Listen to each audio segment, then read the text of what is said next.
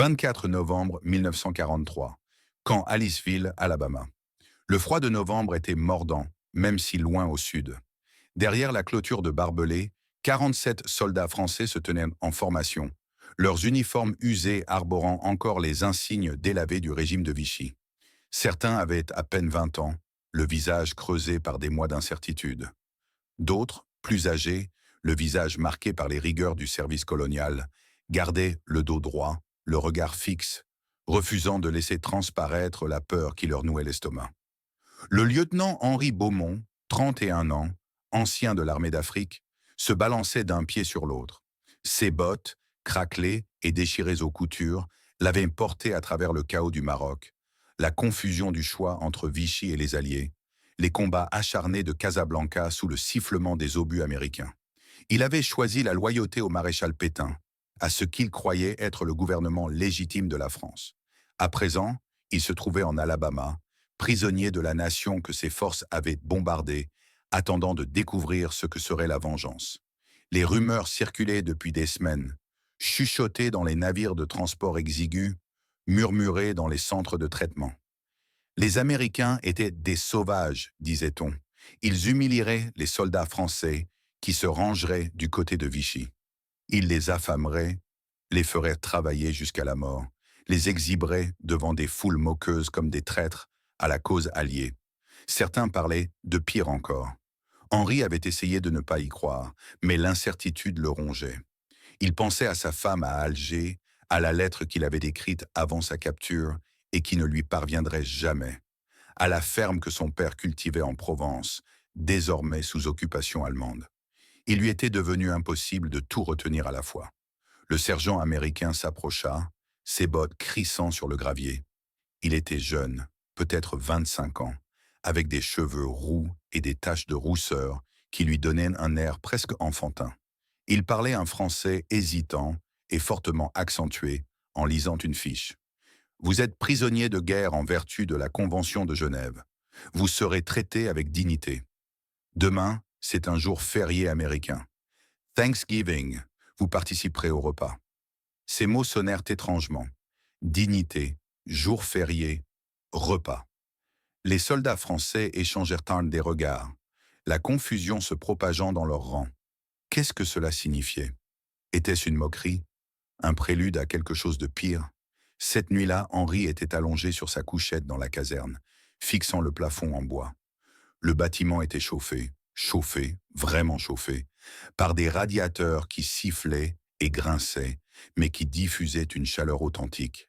Il s'attendait à des sols en béton froid, des hangars glaciales, le genre de conditions qui brisent les hommes à petit feu. Au lieu de cela, il y avait des matelas, fins mais vrais, et des couvertures en laine qui sentaient l'amidon réglementaire. Cette dissonance cognitive lui donnait mal à la tête. À côté de lui, le caporal Marc Dubois, 23 ans, murmura dans l'obscurité. « Ils nous engraissent pour quelque chose. Ils nous rendent mous avant de nous faire travailler jusqu'à la mort. » « Peut-être, » murmura Henri, bien qu'il ne fût plus certain de rien. L'odeur est arrivée avant l'aube. Henri s'éveilla à cette odeur, ouvrant brusquement les yeux dans l'obscurité de l'aube. Riche, capiteuse, d'une complexité inouïe. De la viande rôtie. Le parfum se répandit dans la caserne comme une apparition, et en quelques instants, tous les hommes étaient levés, assis sur leurs couchettes, les narines dilatées. « Mon Dieu !» souffla quelqu'un. L'odeur s'intensifia au lever du jour. Lorsque les gardes les appelèrent au rassemblement, le camp tout entier semblait imprégné de cette odeur. Dinde. Henri n'avait pas senti cette odeur de dinde rôtie depuis des années. Pas depuis avant la guerre, quand sa mère préparait l'oie de Noël en Provence, quand le monde avait encore un sens. Ils furent conduits au réfectoire, un long bâtiment en bois d'où s'échappait de la vapeur. Les portes s'ouvrirent et une vague de chaleur et d'odeur les frappa de plein fouet. À l'intérieur, le spectacle était inimaginable. De longues tables, recouvertes de nappes blanches, s'étendaient sur toute la longueur de la salle. Sur ces tables trônaient des plats, de véritables plats, débordant de victuailles. Des dindes rôties entières, à la peau dorée et luisante. Des montagnes de purée de pommes de terre nappées de beurre fondu. Des bols de ce qui semblait être des patates douces, confites et luisantes. De la sauce au canneberge, d'un rouge éclatant, comme un joyau. Du pain frais, encore fumant. Des tartes aux pommes, à la citrouille, aux noix de pécan, disposées en rangées comme des soldats d'abondance. Henri s'arrêta sur le seuil, incapable de bouger. Derrière lui, les autres hommes s'avancèrent, puis se figèrent, stupéfaits par le spectacle. Le silence qui s'abattit sur eux était profond, seulement troublé par le bruit des soldats américains qui s'affairaient à entre les tables, apportant toujours plus de nourriture, d'assiettes, une abondance toujours plus invraisemblable. « Ce n'est pas réel », murmura Marc à côté de lui. « Ce ne peut pas être réel. » Un officier américain s'avança, un major aux tempes grisonnantes et au visage fatigué et bienveillant. Il s'exprimait dans un français étonnamment bon. « Messieurs, aujourd'hui c'est Thanksgiving. En Amérique, la tradition veut que l'on rende grâce pour ce que l'on a et que l'on le partage avec les autres. Vous êtes prisonniers, certes, mais vous êtes aussi des hommes loin de chez eux. Asseyez-vous, je vous en prie. Mangez. Ce repas est autant le vôtre que celui de n'importe qui d'autre. » Personne ne bougea. Les soldats français restèrent figés, partagés entre la faim et l'incrédulité, la fierté et le désespoir. Henri pouvait lire le conflit sur chaque visage. Refuser, c'était préserver sa dignité. Accepter, c'était reconnaître que l'ennemi avait offert ce que leur propre gouvernement leur avait refusé depuis des mois. Son estomac décida pour lui. Il fut pris de crampes si violentes qu'il faillit se plier en deux. Quand avait-il mangé de la viande pour la dernière fois? De la vraie viande, pas ces rations en conserve filandreuse, ni ces ragoûts douteux qui les avaient fait tenir pendant les combats? Il s'avança, et les autres suivirent comme un barrage qui cède. Un simple soldat américain, à peine 18 ans à en juger par son apparence, déposa une assiette dans les mains d'Henri. Elle était chaude. De la vraie céramique, pas une gamelle en fer blanc. Un autre soldat y déposa de la purée de pommes de terre, puis une épaisse tranche de blanc de dinde, dont le jus était limpide. Suivirent la farce, la sauce aux canneberges et des haricots verts luisants de beurre.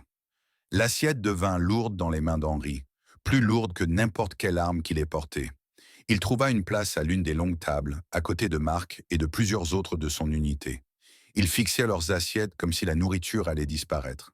Henri leva sa fourchette, une vraie fourchette, en métal et solide, et coupa la dinde. La chair était tendre, se défaisait sous la dent. Il la porta à ses lèvres, mâcha lentement, et pendant un instant, il oublia où il était. Le goût était accablant, du sel, du beurre, des herbes, qu'il ne parvenait pas à identifier. La texture était si différente du pain dur et de la soupe légère, qui étaient devenus leur quotidien. Ses yeux brûlèrent de larmes soudaines et importunes. Il détourna le regard, honteux, mais lorsqu'il jeta un coup d'œil autour de la table, il vit la même réaction sur tous les visages. Des hommes adultes, des soldats qui avaient essuyé des tirs d'artillerie et de mitrailleuses, pleuraient en silence devant leurs assiettes de dinde et de pommes de terre. « Pourquoi ?»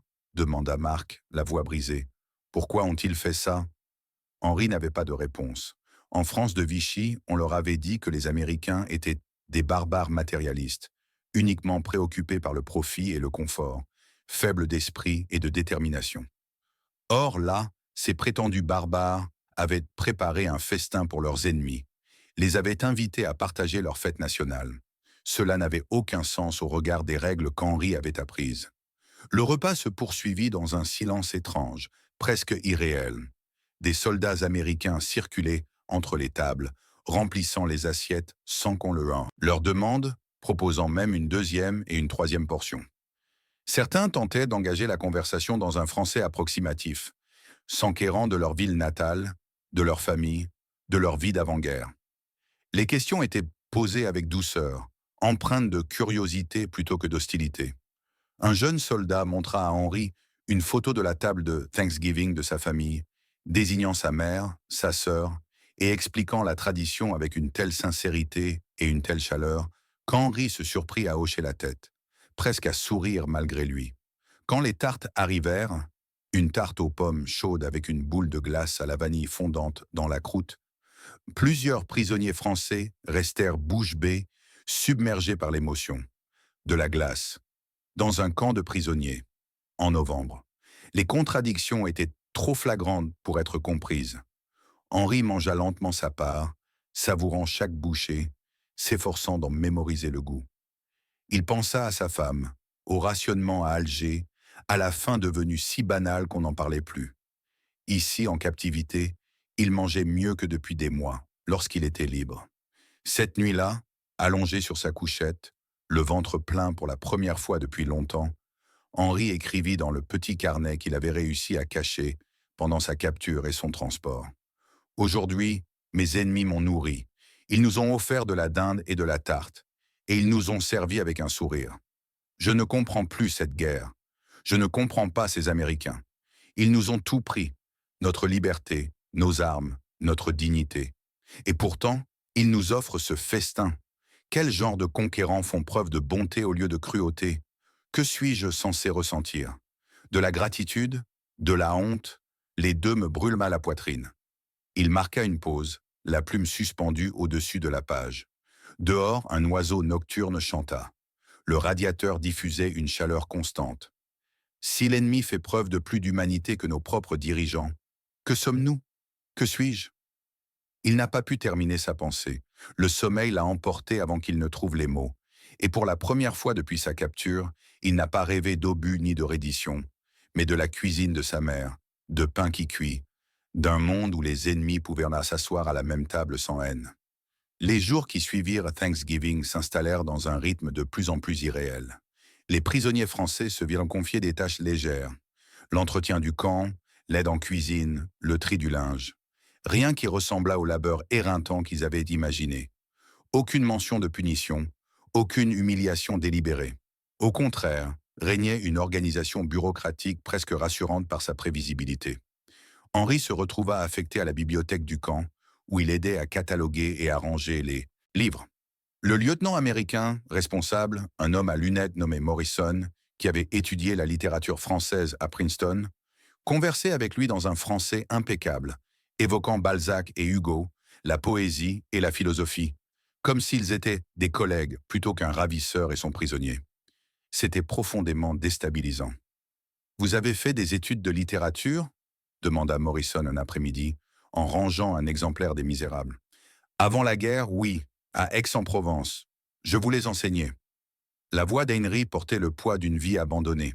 « Puis tout a basculé. » Morrison hocha la tête, un regard compréhensif. « La guerre fait de nous tous des philosophes, qu'on le veuille ou non. » Il marqua une pause, puis ajouta d'une voix douce, « Je suis sincèrement désolé de ce qui arrive à la France. Aucune nation ne devrait avoir à endurer ce que la vôtre a vécu. » Cette sympathie, inattendue et sincère, resta coincée dans la gorge d'Henri comme une pierre. Comment cet homme, dont il avait bombardé le pays à Casablanca, pouvait-il faire preuve de compassion au lieu de condamnation? La nourriture continuait d'étonner. Chaque repas était abondant, non pas fastueux comme à Thanksgiving, mais copieux. Du vrai pain, pas de la sûre, du café sucré, de la viande plusieurs fois par semaine, des légumes frais.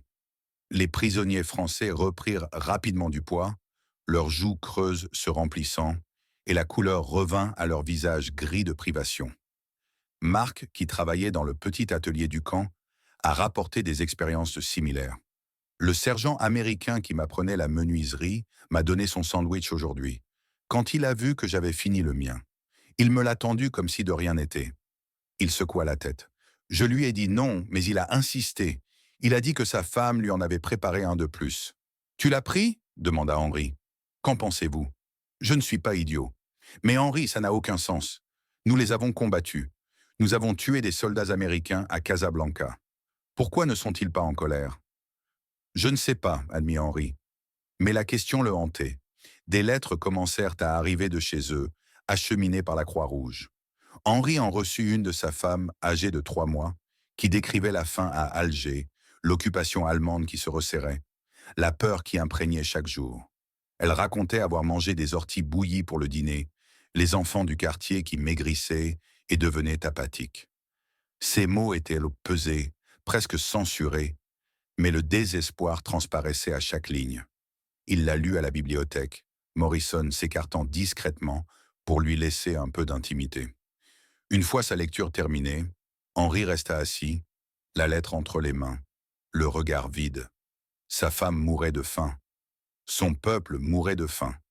Et, lui, leur prisonnier, mangeait de la dinde et de la tarte. La culpabilité était un poids physique qui lui pesait sur la poitrine, au point que respirer devenait douloureux. Décembre arriva avec une vague de froid qui transforma le paysage de l'Alabama en un paysage blanc et friable. Les Américains distribuèrent des couvertures supplémentaires et des manteaux plus chauds aux prisonniers. De nouveau, spontanément. De nouveau avec générosité. Henry observa Mark boutonner son nouveau manteau de laine, un modèle réglementaire de l'armée américaine, robuste et chaud, et vit le même conflit intérieur qu'il ressentait se refléter dans les yeux du jeune homme. « J'ai l'impression d'être un traître », dit Mark à voix basse. « Porter leur manteau, manger leur nourriture, avoir chaud alors que ma mère à Lyon doit avoir froid. »« Nous sommes prisonniers », répondit Henry, mais ses mots sonnaient d'un creux. « Nous n'avons pas le choix. N'est-ce pas ?» La voix de Mark était sèche, presque accusatrice. « Nous pourrions refuser. Nous pourrions faire une grève de la faim. Nous pourrions... On pourrait faire quoi? Mourir de froid et de faim pour prouver quelque chose? À qui cela servirait-il? » La discussion resta en suspens. Mais Henry savait que Mark avait raison. Ils avaient le choix et ils avaient choisi la survie, choisi la chaleur humaine, choisi la bienveillance de l'ennemi plutôt que le martyre pour une cause qui leur paraissait chaque jour plus lointaine. À la mi-décembre, une annonce fut faite. Le commandant du camp, le colonel Harrison, un homme à la mâchoire carrée qui souriait rarement mais n'élevait jamais la voix, rassembla les prisonniers dans le réfectoire. « Messieurs, dit-il dans son français soigné, Noël approche. En Amérique, c'est peut-être notre fête la plus importante. Je sais que beaucoup d'entre vous sont catholiques et ce jour revêt également une signification religieuse pour vous. Nous avons décidé de célébrer Noël ici, au camp. Il y aura un repas spécial, une messe de Noël pour ceux qui souhaitent y assister, et nous préparons la distribution de colis. » Un murmure parcourut l'assemblée des prisonniers. Henry sentit sa gorge se serrer. « Je sais que vous traversez une période difficile, » a poursuivi Harrison. « Vous êtes loin de vos familles, de votre patrie. Mais pendant votre séjour ici, sous notre protection, nous vous traiterons avec le respect et la dignité que mérite tout être humain. Ce n'est pas de la charité, c'est un devoir. » Il marqua une pause, son regard parcourant la pièce. « J'ai combattu pendant la Grande Guerre. J'ai vu les ravages de la haine. J'ai vu ce qui arrive quand on oublie que ses ennemis sont des êtres humains. Je ne permettrai pas que cela se reproduise ici, pas sous mon commandement. » Les mots s'abattirent sur la pièce comme de la neige. Henry jeta un coup d'œil aux autres prisonniers français, jeunes et vieux, amers et désemparés, fiers et brisés, et vit sa propre confusion se refléter dans son regard.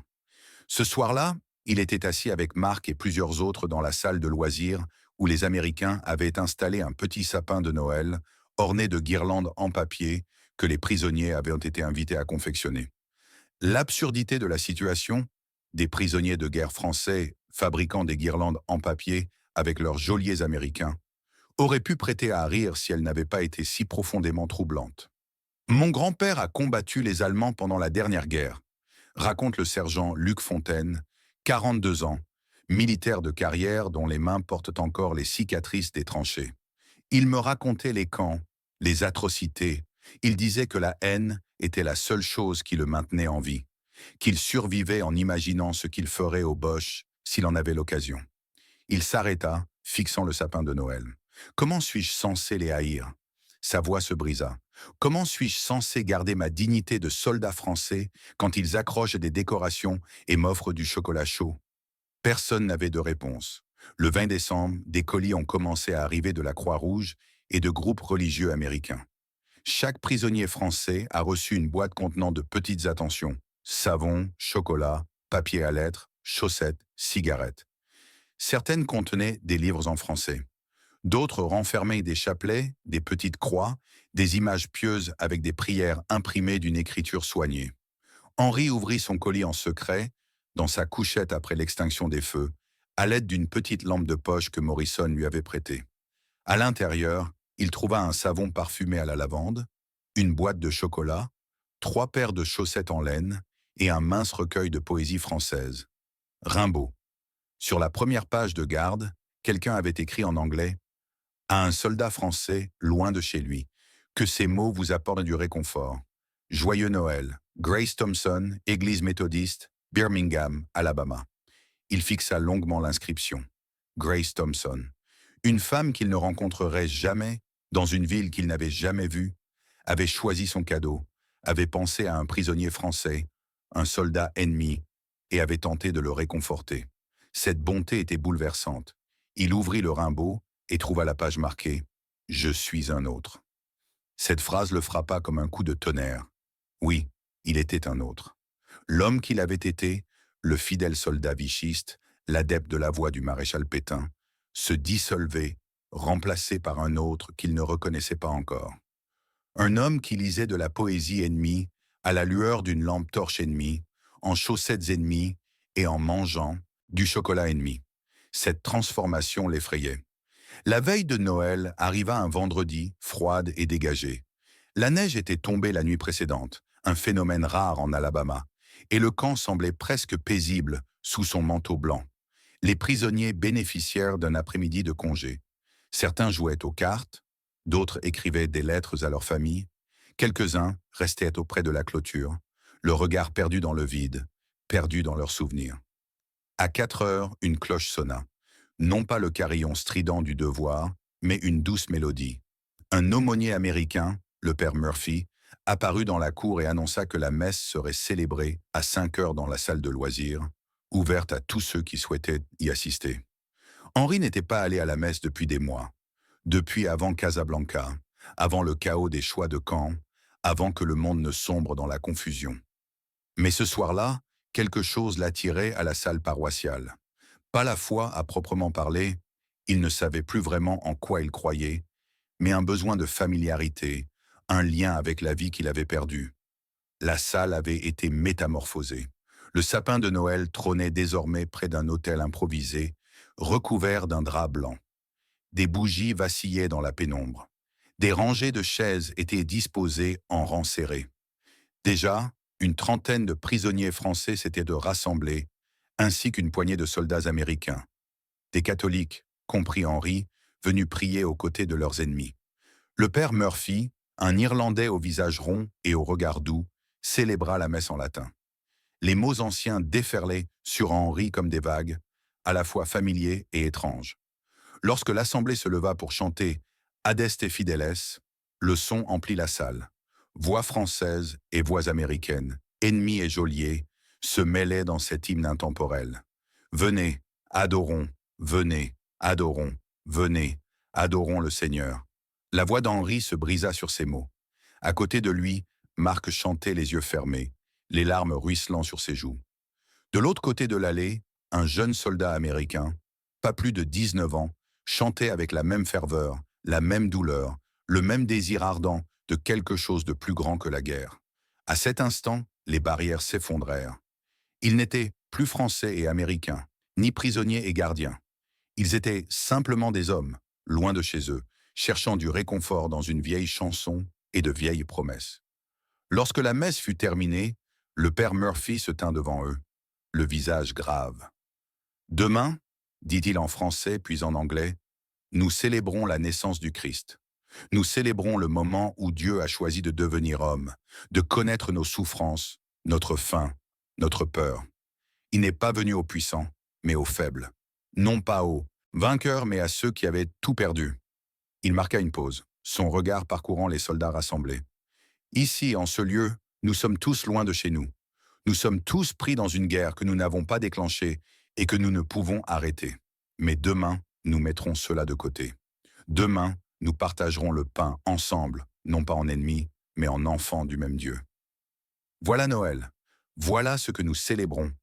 La possibilité que l'amour puisse vaincre la haine, que la miséricorde puisse triompher de la vengeance, que nous puissions voir en notre ennemi le visage de notre frère.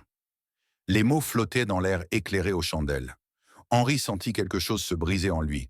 Une dernière défense s'effondrer. Cette nuit-là, il ne put fermer l'œil. Allongé sur sa couchette, il écoutait la respiration discrète des autres hommes, le bruit lointain des rondes des gardes américains, le doux crissement de la neige contre les vitres. Demain, c'était Noël. Demain, les Américains les nourriraient à nouveau, les combleraient de cette abondance qui bafouait tout ce que la guerre leur avait appris sur l'ennemi. Il repensait au Noël de son enfance. Les petits cadeaux, le repas spécial préparé par sa mère, la promenade jusqu'à la messe de minuit dans les rues de Provence. Il pensait à sa femme à Alger, se demandant si elle pourrait fêter Noël, ou si la faim et la peur lui avaient volé jusqu'à cette petite joie. Le contraste était insoutenable. À l'aube du matin de Noël, l'odeur commença à se faire sentir. Henri s'éveilla à cette odeur, ses sens immédiatement en éveil. C'était différent de Thanksgiving. Plus riche, plus complexe. De la viande rôtie, certes, mais aussi des épices qu'il ne parvenait pas à identifier. La douce chaleur du pain qui cuit, quelque chose de caramélisé et de sombre. Le parfum même de Noël, distillé en des effluves invisibles qui imprégnaient la caserne. Les prisonniers se levèrent lentement, échangeant des regards mêlant anticipation et une sorte d'appréhension. Que feraient les Américains cette fois-ci? Jusqu'où pourraient-ils pousser cette étrange campagne de bienveillance? Au petit déjeuner, ils eurent la première réponse. Au lieu du traditionnel porridge et du café, il y avait des viennoiseries fraîches, des croissants, miraculeusement légers et beurrés. Henri en croqua un et faillit pleurer. Il avait le goût de Paris, de la boulangerie près de son université, d'un monde à jamais disparu. À côté de lui, Marc mangeait son croissant en silence, la mâchoire crispée, le regard absent. « Où ont-ils trouvé ça ?» demanda quelqu'un. « Le boulanger est de Louisiane », répondit un garde américain dans un français approximatif. Sa grand-mère était française. Il voulait que vous ayez quelque chose de chez vous. La gentillesse était sans faille. À 10 heures, le colonel Harrison apparut, dans la cour vêtu de son uniforme de cérémonie. Il annonça qu'un programme de Noël aurait lieu au réfectoire à 2 heures, suivi du dîner à 4 heures. Tous les prisonniers étaient invités. La présence était facultative. Henri se dirigea vers le réfectoire le moment venu, poussé par une curiosité inexplicable. La salle avait été décorée pendant la nuit, des guirlandes de pin pendaient des poutres, et le sapin de Noël de la salle de loisirs trônait désormais dans un coin, éclairé par des bougies électriques à la lueur chaude et constante. Les tables étaient disposées en un grand U, et déjà, des soldats américains arrivaient, prenant place à côté des chaises vides, réservées aux prisonniers. Un lieutenant américain s'approcha d'Henri. « Lieutenant Beaumont, accepteriez-vous de vous asseoir avec moi? Je viens de la Nouvelle-Orléans.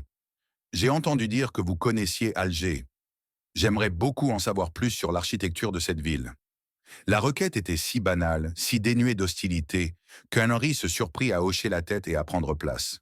Autour de lui, d'autres prisonniers français étaient accueillis aux tables, invités à s'asseoir près de leur geôlier, comme s'il s'agissait d'hôtes et non d'ennemis.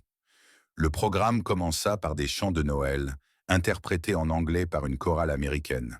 Puis, à la grande surprise d'Henri, le père Murphy s'avança et entonna « Minuit chrétien » dans un français parfait. Le vieux chant, celui que la mère d'Henri chantait chaque veille de Noël, emplit la salle. Les prisonniers français se levèrent instinctivement, leurs voix se mêlant au chant, les paroles familières jaillissant dans un flot de nostalgie et de souvenirs. Minuit, chrétien, c'est l'heure solennelle. Au moment du dernier couplet, il n'y avait plus un œil sec dans la salle, ni chez les Français, ni chez les Américains. La musique avait accompli ce que les mots n'avaient pu. Elle avait comblé le fossé qui les séparait. Elle avait rappelé à tous les présents que certaines choses transcendaient la guerre. Lorsque le chant prit fin, le colonel Harrison se leva. Son français s'améliorait, remarqua Henri d'un air absent. « Messieurs, dans quelques heures, nous partagerons un repas de Noël. Mais auparavant, je voudrais vous dire quelque chose. En Amérique, Noël est un moment où nous nous souvenons de ce qui nous unit, et non de ce qui nous divise.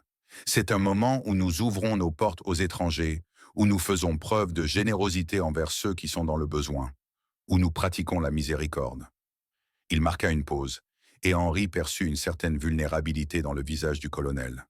« Nombre d'entre vous ont combattu contre nous. Certains d'entre vous ont tué des soldats américains. Je ne prétendrai pas que cela n'a pas d'importance, mais je ne permettrai pas non plus que cela détermine la façon dont nous vous traitons. Vous êtes des prisonniers, certes, mais vous êtes aussi des hommes d'honneur qui ont servi leur pays selon leur propre conception. Cela mérite le respect. » Le silence qui suivit fut profond. « Nous ne faisons pas cela pour vous rendre reconnaissant, » poursuivit Harrison. « Nous le faisons parce que c'est juste. Parce que nos valeurs ne valent rien si nous ne les appliquons qu'à nos amis. On juge une nation non pas à la façon dont elle traite ses alliés, mais à la façon dont elle traite ses ennemis. Et aujourd'hui, à Noël, nous choisissons la miséricorde. Henri sentit ces mots s'ancrer en lui. Il ne s'agissait pas de manipulation. C'était quelque chose de bien plus dangereux. Une conviction sincère, mise en pratique avec constance et rigueur. Les Américains croyaient véritablement ce qu'ils disaient. Ils avaient réellement l'intention de mettre en œuvre leurs propres préceptes. À 4 heures, le dîner de Noël commença. Si Thanksgiving avait été copieux, Noël fut un véritable festin. Les tables croulaient sous une nourriture digne d'un camp de prisonniers. Ouailles et jambon rôtis, leur glaçage luisant sous les projecteurs. Pommes de terre en purée et rôtis, légumes de toutes sortes, sauce en soupière, compote d'érel, farce riche en herbes et en beurre. Pain frais, encore chaud du four. Et pour le dessert, disposé sur une table à part comme des offrandes sur un autel, tartes, gâteaux, biscuits, pudding, trifles, chocolat sous toutes ses formes. Henri fixa son assiette, généreusement garnie par le lieutenant américain qui avait insisté pour qu'il goûte à tout, et ressentit un profond sentiment de déconnexion, presque insensé. C'était plus de nourriture que sa famille en Provence n'en avait vu en un an. C'était un luxe incomparable à tout ce qu'on trouvait en France occupée, en Angleterre rationnée, en Algérie affamée. Et on l'offrait à des prisonniers, à des ennemis. « Est-ce que c'est toujours comme ça ?» demanda-t-il au lieutenant. « Est-ce que les Américains mangent toujours de cette façon ?» Le jeune officier parut surpris par la question. « À Noël ? Bien sûr. Enfin, pas pendant le rationnement, mais oui, à peu près.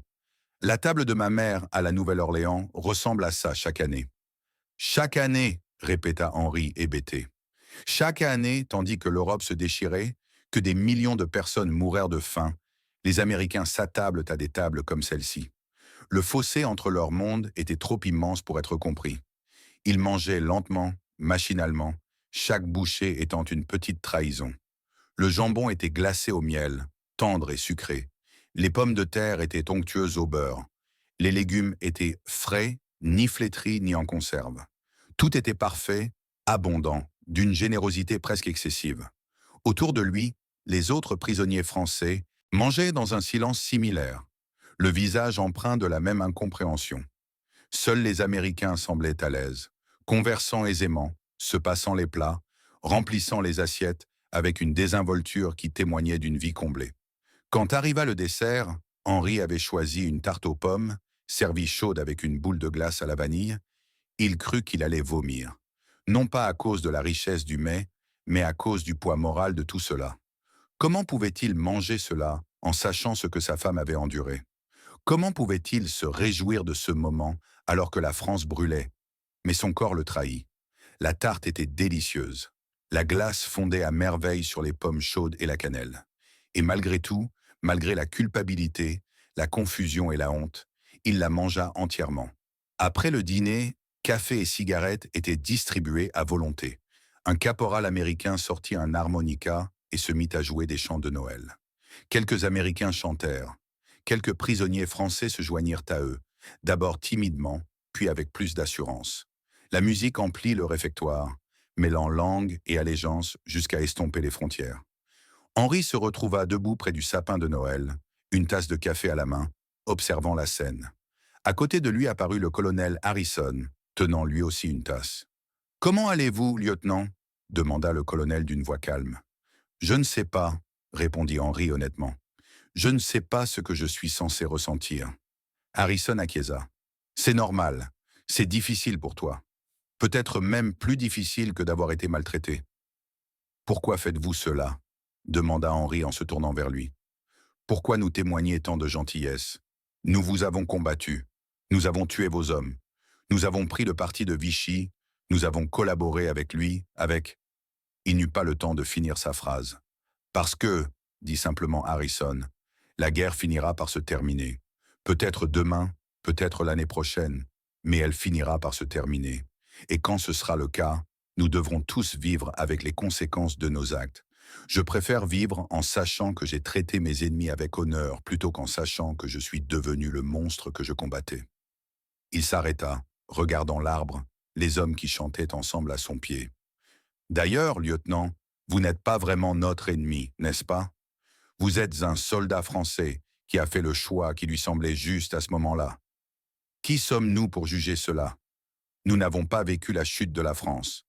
Nous n'avons pas eu à faire face à cette décision impossible. Ces mots lui brisèrent la poitrine. Il s'attendait à être condamné, et au lieu de cela, il reçut de la compréhension. C'était plus qu'il ne pouvait supporter. « Merci, murmura-t-il. Pour ça, pour tout, je ne mérite pas... » « Arrêtez, dit doucement Harrison. Le mérite n'a rien à voir là-dedans. C'est une question d'humanité, lieutenant. D'humanité simple et fondamentale. Si nous perdons cela, nous perdons tout ce qui donne un sens à cette guerre.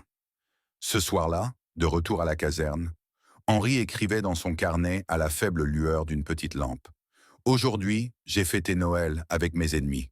Ils m'ont mieux nourri que depuis des années. Ils ont chanté avec moi, prié avec moi, m'ont traité avec une dignité que je n'avais plus connue depuis avant la guerre. Et j'en suis anéanti. La propagande n'était que mensonge. Tout ce qu'on nous a dit sur les Américains, qu'ils étaient brutaux, matérialistes, sans âme, n'était que mensonge. Ils sont d'une générosité sans bornes. Ils sont d'une bonté inouïe. Ils croient en des principes que je croyais vains. Qu'est-ce que cela signifie pour nous? Pour la France? Pour tout ce pourquoi je pensais me battre? J'ai pris parti pour Vichy car je croyais que c'était le seul espoir de survie pour la France. J'ai cru le maréchal lorsqu'il a dit que nous devions nous adapter, céder, préserver ce que nous pouvions. Je croyais que les Alliés étaient aussi cruels que les Allemands. Mais l'Amérique n'est pas cruelle. L'Amérique est abondante, indulgente, d'une générosité presque insouciante. Ils nous ont conquis non par la haine, mais par le jambon et la tarte. Ils nous ont vaincus non par la torture, mais par la tendresse. Et je ne sais plus qui je suis. Il referma son carnet et se recoucha sur sa couchette. Autour de lui, les autres hommes dormaient, leur respiration régulière et profonde, la respiration d'hommes qui avaient bien mangé, qui étaient au chaud, qui étaient en sécurité. La respiration d'hommes qui n'étaient pas punis pour leur choix. Dehors, la neige tombait à nouveau, douce et silencieuse. Noël en Alabama, Noël en captivité, Noël dans un monde qui n'avait plus aucun sens selon les anciennes règles. Henri ferma les yeux et, pour la première fois depuis sa capture, se permit d'imaginer un autre avenir. Un avenir où la guerre s'achèverait non par la vengeance, mais par la réconciliation. Un avenir où d'anciens ennemis pourraient devenir, sinon des amis, du moins des êtres humains ayant survécu ensemble. C'était un espoir fragile, fondé sur la dinde et la bienveillance, sur des chants de Noël entonnés en 2 langues, sur le simple fait de partager un repas. Mais c'était un espoir malgré tout. Et dans l'obscurité de la caserne, entouré de ses compatriotes et surveillé par ses geôliers, Henri Beaumont laissa cet espoir germer. L'hiver s'intensifiait, mais au sein du camp d'Aliceville, quelque chose d'inattendu s'est épanoui. Les jours suivants, Noël s'installèrent dans un nouveau rythme, marqué par les expériences vécues par les prisonniers pendant les fêtes. L'abondance ne s'était pas arrêtée au repas de Noël. Elle se poursuivait, implacable et déconcertante, à chaque repas, à chaque interaction, à chaque petit geste. Henri se sentait de plus en plus attiré par la bibliothèque, par les conversations avec le lieutenant Morrison sur la littérature et la philosophie française. Il discutait des idées de Voltaire sur la civilisation, sur ce qui séparait les esprits éclairés des barbares. L'ironie de la situation ne leur échappait pas. Les voilà, ravisseurs et captifs, trouvant un terrain d'entente dans les écrits de philosophes disparus, tandis que leurs nations s'entretuaient de part et d'autre d'un océan. « Connaissez-vous l'essai de Montaigne sur les cannibales » demanda Morrison un après-midi de janvier, tandis que la neige tombait derrière les fenêtres de la bibliothèque. « Bien sûr, chacun qualifie de barbarie tout ce qu'il ne pratique pas lui-même. » Morrison sourit. « Exactement. Nous regardons les autres et nous voyons de la sauvagerie parce qu'ils sont différents de nous. Mais Montaigne soutient que la véritable sauvagerie réside dans la façon dont nous nous traitons les uns les autres, et non dans nos coutumes ou nos cultures. » Henri posa le livre qu'il était en train de cataloguer. « C'est donc ça? Une expérience philosophique à la Montaigne? Nous traiter avec égard pour prouver votre civilisation? » »« Non, » répondit Morrison d'un ton grave. « Nous vous traitons bien parce que c'est juste, parce que vous êtes des êtres humains. La philosophie vient après, Elle nous aide à comprendre pourquoi c'est important. La réponse était tellement américaine, pensa Henri. Pratique, directe, sans la moindre trace de cynisme européen. Ils agissaient d'abord comme il se devait et philosophent ensuite. Pendant ce temps, la France s'était perdue dans ses propres réflexions. L'expérience de Marc à l'atelier était similaire à celle d'Henri. Le sergent américain qui lui enseignait la menuiserie, un homme du Tennessee nommé Wilson, le traitait comme un apprenti plutôt que comme un prisonnier. Il lui apprit les techniques d'assemblage avancées, lui montra comment lire les plans américains et partagea son déjeuner avec lui sans ostentation ni attente. « Je ne comprends pas, dit Marc à Henri un soir. Il sait que j'ai combattu les Alliés. Il sait que j'ai peut-être tué des hommes de sa ville. Mais il me traite comme un élève, comme quelqu'un qui mérite d'être formé. C'est peut-être comme ça qu'il gagne, songea Henri. Non pas en nous écrasant, mais en nous faisant douter de tout ce que nous pensions savoir. Ça marche ? Demanda Marc. Henri ne répondit pas. Ils savaient tous les deux que c'était le cas. Les lettres de la famille se firent plus fréquentes à mesure que les tournées de la Croix-Rouge se stabilisaient. Henri en reçut une de sa femme fin janvier, et les mots le frappèrent comme des balles. La faim à Alger s'était aggravée. Les Allemands renforçaient leur emprise. Des gens disparaissaient. Des enfants mouraient. Elle racontait avoir mangé de la soupe à l'herbe, avoir brûlé des meubles pour se réchauffer, et avoir entendu parler d'une voisine qui avait vendu son alliance pour un morceau de pain. Il lut la lettre 3 fois, chaque mot s'enfonçant un peu plus profondément dans sa conscience. Puis il leva les yeux vers ce qui l'entourait. La caserne chauffée, la bibliothèque bien fournie, le réfectoire où l'on préparait déjà le dîner. Le contraste était insoutenable. Ce soir-là, au dîner, poulet rôti, purée de pommes de terre, pain frais, haricots verts. Henri parvint à peine à manger. Le sergent Fontaine, assis en face de lui, le remarqua. « Avez-vous reçu une lettre ?» demanda doucement l'homme plus âgé. Henri acquiesça. « Depuis chez moi ?»« Ma femme, à Alger. » Le visage de Fontaine s'assombrit de compréhension. « La faim ?» ?»« Oui. » Ils restèrent assis en silence un instant, entourés par le brouhaha du réfectoire, des soldats américains plaisantant, des prisonniers français mangeant, les bruits ordinaires d'une vie vécue en abondance. « C'est impardonnable, » finit par dire Henri d'une voix basse mais véhémente. « Nous mangeons comme des rois pendant qu'ils meurent de faim. Comment pourrons-nous nous pardonner cela ?» Fontaine resta longtemps silencieux, puis il dit « Quelle est l'alternative ? Se laisser mourir de faim ? Refuser la nourriture ? Est-ce que cela les aidera ? » « Non, mais cela pourrait nous aider à vivre avec nous-mêmes. »« Vraiment ?» demanda Fontaine d'une voix douce mais ferme. « Ou bien ne serait-ce que de l'orgueil ? Un martyr stérile ?» Henri n'avait pas de réponse, mais la culpabilité persistait, s'alourdissant à chaque repas. En février, les Américains ont mis en place des programmes éducatifs, des cours de niveau universitaire, dispensés par des officiers américains et des professeurs invités d'universités voisines.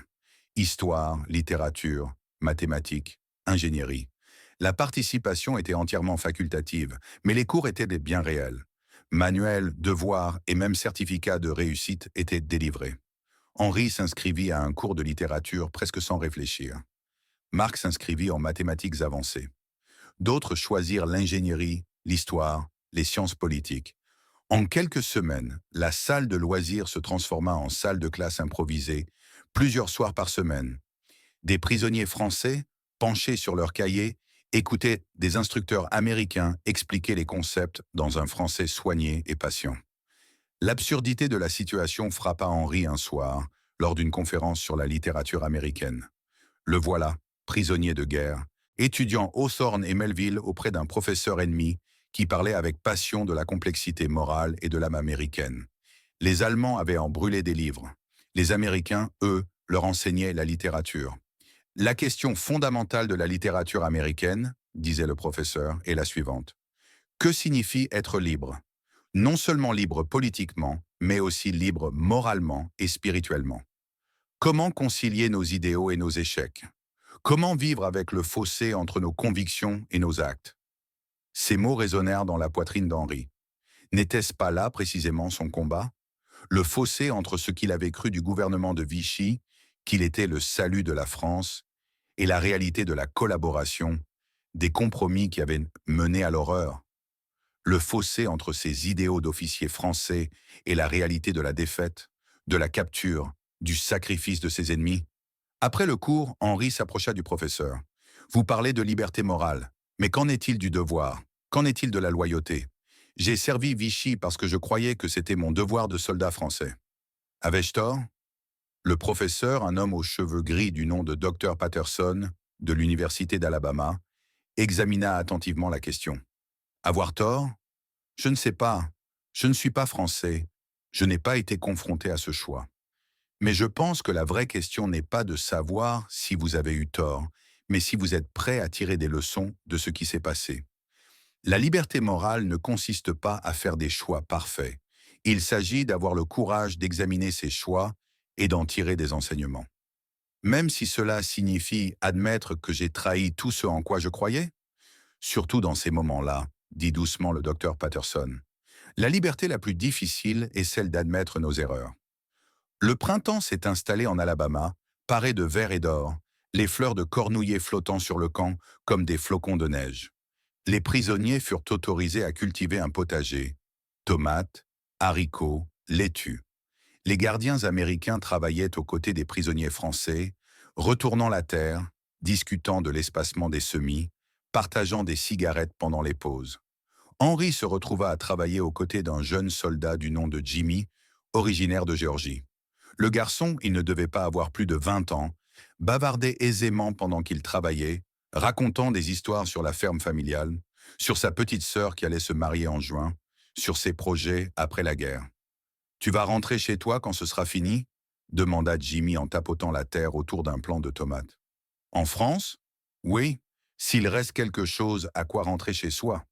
Ça doit être dur d'être loin de tout comme ça, de ne pas savoir ce qui se passe. Oui, Henri marqua une pause puis demanda. Vous nous haïssez parce que nous avons combattu les Alliés? Jimmy semblait sincèrement surpris. Te haïr? Non. Je veux dire, je ne comprends pas pourquoi vous avez pris le parti de Vichy, mais je ne te hais pas. Tu faisais simplement ce que tu pensais être juste. On ne peut pas haïr quelqu'un pour ça. Cette absolution désinvolte était stupéfiante. Aucun jugement, aucune condamnation, juste une simple acceptation du fait que des hommes de bien pouvaient faire des choix différents. En France, dit lentement Henri, nous avons un dicton. La guerre ne se fait pas avec des bons sentiments. Nous nous attendons à ce que nos ennemis nous haïssent. Eh bien, dit Jimmy en souriant, je suppose que nous ne sommes pas de très bons ennemis alors. Ce commentaire fit rire Henri malgré lui. Et dans ce rire, quelque chose se détendit dans sa poitrine. Un nœud de tension qu'il portait depuis Casablanca. En mars, les nouvelles de la guerre parvinrent au camp par le biais des journaux et des émissions de radio. Les Alliés progressaient sur tous les fronts. Les Allemands battaient en retraite. La fin approchait, inévitable et imminente. Les prisonniers français accueillirent la nouvelle avec des sentiments partagés. La victoire des Alliés signifiait la défaite de Vichy, du gouvernement auquel ils avaient juré allégeance. Mais elle signifiait aussi la libération de la France, la fin de l'occupation, l'espoir de rentrer chez eux. Henri et Marc en ont discuté tard un soir à la caserne. Quand la France sera libérée, dit Marc, que va-t-il nous arriver? Nous avons servi Vichy, nous avons combattu les Alliés. Serons-nous punis? Je ne sais pas, probablement. Méritons-nous d'être punis? Henri réfléchit longuement à la question. Je ne sais pas non plus. Nous avons fait nos choix en fonction de ce que nous pensions être juste. Mais nos choix ont eu des conséquences. Des gens sont morts à cause de ces choix. Des Américains sont morts, dit Marc d'une voix calme, à Casablanca, à cause de nous. Oui. Ils restèrent assis en silence, le poids de cet aveu planant entre eux. Et pourtant, ils nous ont offert de la dinde, ajouta Marc, l'air interrogateur. Ils nous ont fait fêter Noël. Ils nous enseignent dans leurs universités. Ils nous traitent comme des êtres humains. Je sais. Comment concilier cela? Je ne crois pas que ce soit possible, dit Henri. Je crois qu'il nous faut simplement accepter cette contradiction. Ils nous ont accordé une sorte de clémence que nous n'avons ni méritée ni gagnée. Tout ce que nous pouvons faire, c'est essayer de la rendre digne. En avril, par un après-midi chaud, où le potager du camp commençait à se parer des premières pousses des légumes qu'ils avaient plantés, Henri reçut une autre lettre de sa femme. Celle-ci était différente. Henri, écrivit-elle, les Alliés ont libéré Alger. Les Allemands sont partis. On a de nouveau de la nourriture. Pas beaucoup, mais plus que depuis des années. Des soldats américains distribuent des vivres. Ils sont gentils, Henri. Étonnamment gentils. Ils ont donné du chocolat aux enfants. Ils ont aidé à réparer le réseau d'eau. Ce ne sont pas les monstres qu'on nous avait décrits. Je pense à toi dans leur camp, et je ne crains plus pour toi comme avant. S'ils traitent leurs ennemis avec tant de soin, je suis sûr qu'ils te traitent bien aussi. Reviens me voir dès que tu le pourras. Mais n'aie pas honte d'avoir survécu. C'est tout ce que nous pouvons faire. Survivre et essayer de nous améliorer une fois que ce sera fini. Henri lut la lettre jusqu'à ce que les mots se brouillent. Sa femme comprit. Elle avait vu ce qu'il avait vu. L'ennemi n'était pas mauvais, simplement différent. L'abondance et la générosité américaine étaient bien réelles, et non de la propagande. Survivre entre leurs mains n'était pas une trahison, mais simplement la vie. Ce soir-là, il assista à l'un des offices hebdomadaires du père Murphy. L'aumônier était devenu une figure incontournable du camp. Il célébrait la messe, entendait les confessions et réconfortait les personnes en difficulté. Henri attendit la fin de l'office, puis l'aborda. « Père, je dois vous avouer quelque chose. » Murphy le conduisit dans un coin tranquille de la salle de loisirs. « Je t'écoute, mon fils. Je haïssais les Américains. Quand nous avons combattu à Casablanca, quand j'ai été capturé, je les haïssais. Je croyais que c'était des barbares, qu'ils allaient nous torturer, nous humilier. Je voulais qu'ils soient des monstres, car cela donnerait un sens à mes choix. Et maintenant? Maintenant, ils n'ont fait preuve que de bonté envers moi. Ils m'ont nourri, instruit, et m'ont traité avec plus de dignité que mon propre gouvernement. Et cela me met en colère, père. Je suis en colère qu'ils m'empêchent de les haïr. Je suis en colère qu'ils me forcent à reconnaître mon erreur. » Murphy resta silencieux un instant. Puis il dit, « Se tromper ne fait pas de toi un mauvais garçon, Henri. Cela fait de toi un être humain. La véritable épreuve du caractère, c'est ce que tu fais de cette connaissance.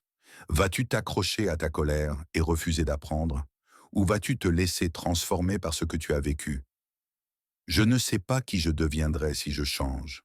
Tout ce en quoi je croyais, tout ce que je pensais être, tout cela était faux. Alors peut-être deviendrez-vous quelqu'un d'autre, quelqu'un de plus sage, quelqu'un qui aura appris que les ennemis peuvent parfois nous apprendre plus que les alliés. » Henri quitta le confessionnal le cœur lourd, mais paradoxalement plus léger. L'aumônier avait raison. On lui offrait la possibilité de devenir différent, meilleur. La question était de savoir s'il aurait le courage de la saisir. En mai, alors que le printemps cédait la place à l'été et que le potager prospérait grâce à des soins attentifs, la nouvelle tomba. L'Allemagne avait capitulé. La guerre en Europe était terminée. L'annonce fut faite lors du rassemblement du soir. Le colonel Harrison, le visage grave mais soulagé, leur déclara en français et en anglais « Messieurs, à compter d'aujourd'hui, 8 mai 1945, le Troisième Reich a capitulé sans condition. La guerre en Europe est terminée. » La réaction des prisonniers français fut discrète. Certains pleuraient en silence. D'autres restaient figés dans un silence abasourdi. Quelques-uns s'étreignirent, mais la célébration demeura sobre, assombrie par tout ce qu'ils avaient vécu. Ce soir-là, Henri se tenait près de la barrière, contemplant le paysage de l'Alabama, verdoyant et luxuriant en ce début d'été. La guerre était finie, la France était libérée. Il rentrerait bientôt chez lui, retrouver sa femme qu'il n'avait pas vue depuis des années, retrouver un pays qu'il reconnaissait à peine, retrouver une vie qu'il lui faudrait reconstruire à partir de ruines. Mais il rentrerait chez lui transformé, changeant grâce au bacon et à la bienveillance, aux chants de Noël entonnés avec ses ennemis, aux jardins cultivés en captivité. Il rentrerait chez lui avec la certitude que les Américains, ces prétendus barbares, l'avaient traité avec plus d'humanité que ses propres dirigeants. Marc le trouva là, debout dans la pénombre naissante. « Que va-t-il se passer maintenant ?» demanda le plus jeune. « Nous rentrons chez nous, nous essayons de reconstruire. Nous essayons de devenir dignes de la miséricorde dont nous avons bénéficié. Croyez-vous que la France nous pardonnera d'avoir choisi Vichy? Je ne sais pas. Mais je pense que nous devons d'abord nous pardonner. Nous avons fait des choix dans des circonstances impossibles. Nous avons fait ce que nous pensions être juste. Nous avions tort, mais nous étions sincères. Marc resta silencieux un instant. Puis, je n'oublierai jamais cet endroit, les Américains, la façon dont ils nous ont traités. Moi non plus, dit Henri. Et c'est peut-être là l'essentiel. Peut-être sommes-nous censés nous en souvenir. Pour que, lorsque nous reconstruirons la France, nous nous souvenions qu'il existe une autre voie, que les ennemis ne sont pas condamnés à devenir des monstres, que l'abondance peut être partagée, que la bonté est plus forte que la cruauté. Ils restèrent debout, silencieux, tandis que les étoiles apparaissaient une à une au-dessus de l'Alabama, deux soldats français qui avaient appris la plus dure des leçons, que parfois la clémence est plus dévastatrice que la vengeance, et qu'être nourri par ses ennemis peut briser votre âme d'une manière que les bombes et les balles n'auraient jamais pu. Le retour à la maison allait bientôt commencer. Mais le vrai voyage, celui qui mène de la haine à la compréhension, de la certitude à la sagesse, avait déjà eu lieu, un repas, une bonté, une contradiction à la fois. Par une douce soirée de mai 1945, dans un camp de prisonniers de guerre en Alabama, Henri Beaumont comprit avec une clarté absolue, les Américains avaient fait gagner non pas grâce à de meilleures armes, mais grâce à de meilleurs principes. Et en remportant la victoire, ils avaient offert à leurs ennemis quelque chose de plus précieux que la liberté. Ils leur avaient offert de l'espoir.